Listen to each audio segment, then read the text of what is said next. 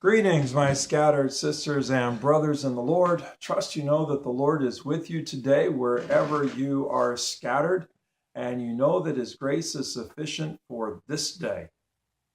Jesus said, I am the way and the truth and the life. No one comes to the Father except through me. If you truly know me, then you know my Father. You see him. From now on, you know him and have seen him. Philip is perplexed at this last statement, especially that if they know Jesus, they know the Father and have seen the Father. Jesus is a little perplexed that Philip still doesn't get it. And he challenges Philip, I've been with you this long, and you still don't recognize that when you see me, whoever sees me has seen the Father. And Jesus goes on to teach, kind of again, that he and the Father are one, and that he does nothing on his own. He only speaks what the Father gives him to speak, that he does the will of the Father, that the Father lives in him, and he in the Father. And so they are one, they are united. And so to know Jesus is to know the Father, to see Jesus is to see God.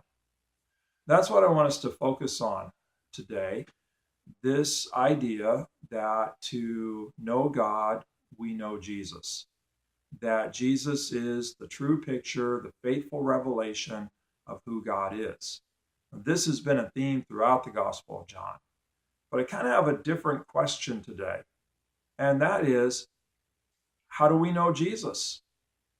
Where do we get our Jesus picture from so that we have an accurate, a true, a faithful God picture?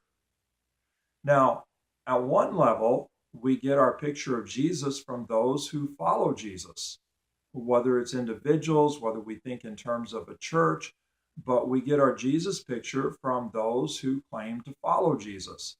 And if they follow well, then we get a true, accurate picture of Jesus and therefore a true, accurate picture of God. But if those who claim to follow Jesus, an individual or a church, if they don't follow well, if they don't follow closely, if they don't conform to Jesus, then in looking at these folks who follow Jesus but not so well, we end up with a distorted picture of Jesus, and that ends up with a distorted picture of God. So where do we get a true, accurate, faithful revelation of who Jesus is? Well, Matthew, Mark, Luke, and John, the Gospels of the New Testament. That's where we get a faithful witness as to who Jesus is and what God has done in and through Jesus. So important to know the Gospels. And let me push on that a little bit further. We have a tendency as we read through the Gospels to just focus on our favorite stories of the Gospel, our favorite Jesus stories, or our favorite Jesus teachings. And when we do that, we tend to neglect others that maybe we find a little bit harder to understand or a little bit harder to accept. And so we end up kind of picking and choosing the Jesus stories we like, and then that becomes our Jesus rather than reading the full gospel, rather than reading all the gospels. And so we end up again with a distorted picture of Jesus. And that takes us to a distorted picture of God. So just for example, we like the story in chapter 5 of John where Jesus heals the man who was lame at the pool. Jesus touches him. He's been lame for 38 years. In fact, I'm not sure that Jesus touches him now that I remember it. Jesus simply speaks to him, rise, take up your mat, and go. And the man is healed, and he gets up and goes. And we love that Jesus, the power of that Jesus to heal. Well, the man doesn't know who Jesus is, doesn't know really who healed him, and he's questioned about it, and he says that he doesn't know where Jesus went. Well, Jesus finds him again, and Jesus tells him that he's well and to sin no more, lest something worse happens to him. Now, that Jesus, I'm not sure we like. We like the Jesus that heals us, but I don't know if we like the Jesus that warns us, that tells us we need to change our lives lest something worse happens to us. And that's just one small example. We could spend time over countless examples where we have a Jesus who reveals God's love, but also a Jesus who reveals God's judgment. And we end up just focusing on the Jesus of love because we want to be accepted, but we don't want to have to change all that much.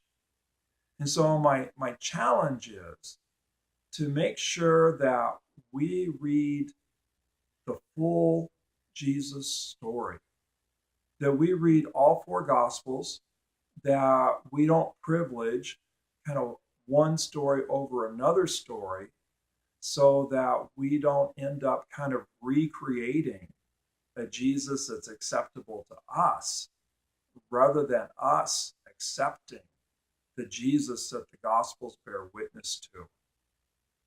Can I say that again?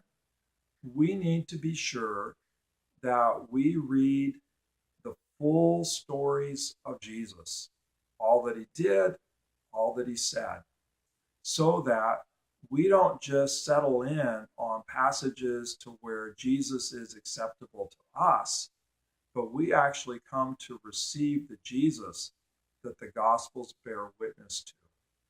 And as we receive that Jesus, then we see God.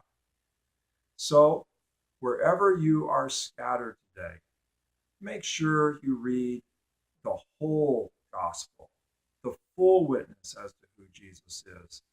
Don't settle for just your favorite. God bless. Have a great day and receive the gospel's witness to Jesus.